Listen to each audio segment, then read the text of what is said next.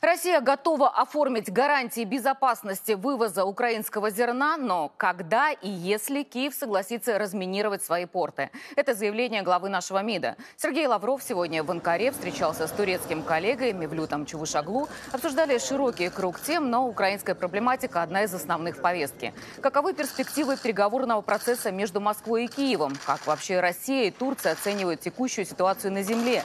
И, конечно, острая тема с поставками украинского зерна. Наша страна неоднократно заявляла, с российской стороны препятствий для вывоза нет. Чтобы поставки возобновились, требуется только воля киевских властей, которые должны разрешить выход кораблей из своих портов. Много внимания мы уделили проблеме вывоза украинского зерна, которую наши западные коллеги, да и сами украинцы, пытаются внести в разряд вселенской катастрофы. Хотя доля вот этого зерна украинского, о котором идет речь, она меньше 1% от общемирового производства пшеницы и других злаковых.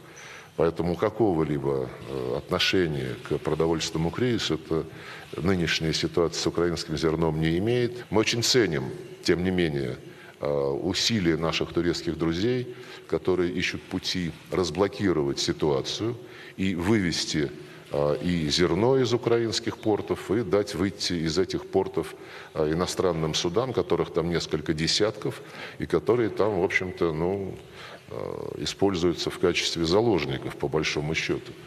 И мы полностью понимаем такую заинтересованность. Напомнили сегодня, что уже больше месяца, если не 2 месяца, наши военно-морские силы, военно-морской флот Черноморский объявляет гуманитарные коридоры от территориальных вод Украины до, по сути дела, пролива Босфор. Мы гарантируем безопасность подобного рода маршрутов и гарантируем, что когда и если Украина пойдет на разминирование и разрешит вывод кораблей из своих портов, мы не будем пользоваться этой ситуацией в интересах проводимой специальной военной операции. Это гарантии президента России, мы готовы их оформить тем или иным способом. И российская, и турецкая сторона назвали сегодняшние переговоры в Анкаре продуктивными. Сергей Лавров также проинформировал Мевлюта Чавушоглу о том, как продвигается спецоперация по защите Донбасса и какие меры принимаются, чтобы обеспечить безопасность мирного населения.